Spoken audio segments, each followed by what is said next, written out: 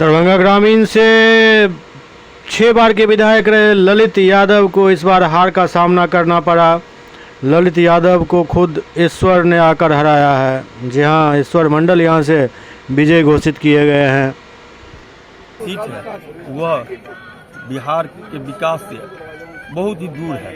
ऐसा कोई विधानसभा नहीं जहां नीतीश कुमार का मोदी जी का विकास नहीं पहुंचा हो, लेकिन ग्रामीण विधानसभा अभी भी अछूता है। सड़कें नाला वहां नहीं है और की तो बात ही छोड़िए, तो वहां जो विकास की जो धारा है वह छू नहीं पाई है बिहार सरकार का।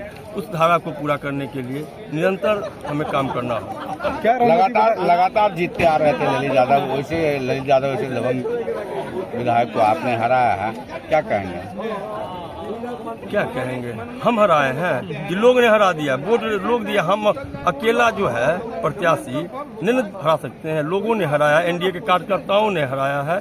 उनके जो है उनका जो अहंकारी जो चाल था वो उनको ले डूबा है। राहुल गांधी भी आपके क्षेत्र में सभा किए थे, क्या कहिएगा उन पे?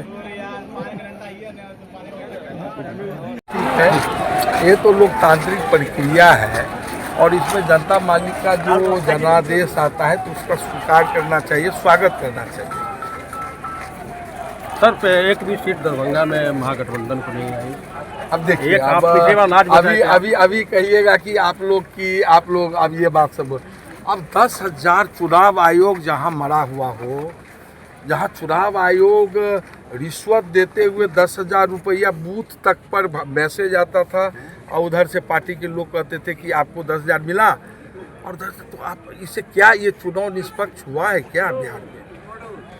ठीक है, लोकतांत्रिक तरीका है, हम लोग जनादेश का स्वागत करते हैं, जनता मालिक का जो जनादेश आया उसको स्वागत करते, लेकिन जिस तरह से चुनाव के बूथ पर 10-10 हज़ार जो भेजा गया और इस तरह का बहुत सारे इस तरह की बात है और बड़ा षड्यंत्र है। जहाँ चुनाव आयोग निष्पक्ष नहीं हो तो वहाँ लोग क्या चुनाव का मतलब क्या रह गया?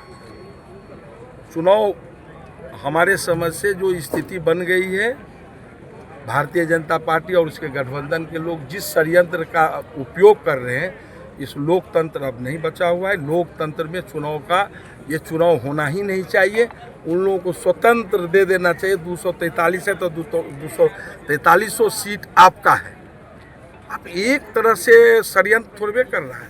ईडी, सीबीआई, सारा जितना तंत्र है, वो चुनाव आयोग बचा हुआ था निष्पक्ष, वो भी चुनाव आयोग भी उनका तोता बनकर उनका प्रकोष्ठ के रूप में काम किया है पूरे बिहार में चुनाव में।